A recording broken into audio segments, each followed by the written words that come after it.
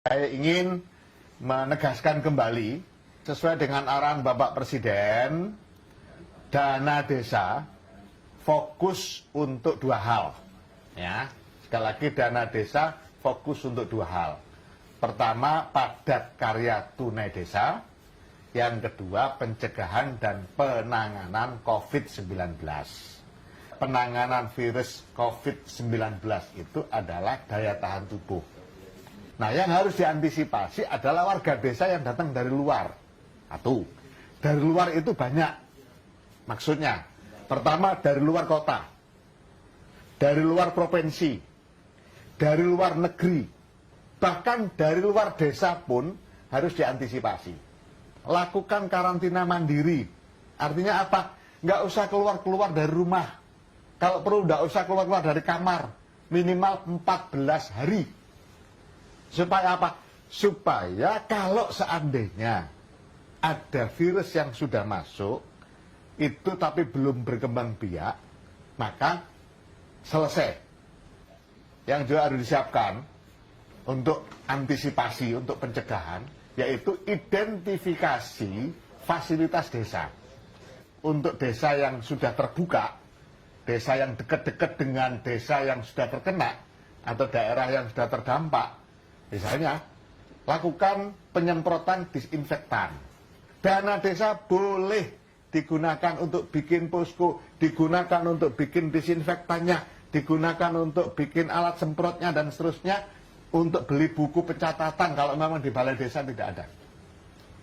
Nah, ini penting banget. Selalu saya tekankan tempat-tempat umum. Jangan kemudian yang disemprot itu rumahnya kades dulu, jangan. Yang disemprot dengan dana desa adalah tempat-tempat umum. Balai desa, pasar desa, tempat-tempat ibadah, gereja, masjid, musola, PAUD. Nah, itu yang disemprot dulu dengan bisa menggunakan dana desa untuk pencegahan. Nah, sahabat desa yang saya hormati dan saya banggakan, selain penanganan, pencegahan dan penanganan, dana desa juga harus digunakan untuk padat karya tunai desa. Padat karya tunai desa jangan hanya terfokus pada infrastruktur.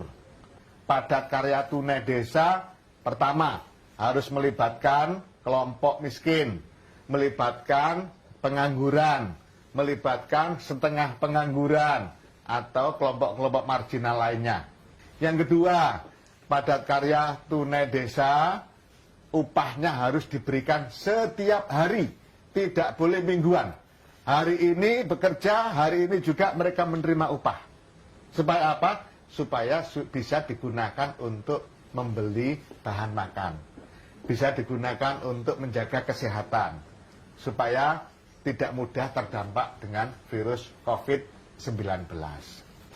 Bagi desa yang sudah APBDes-nya selesai, tapi dana desanya belum cair, lakukan perubahan APBDes.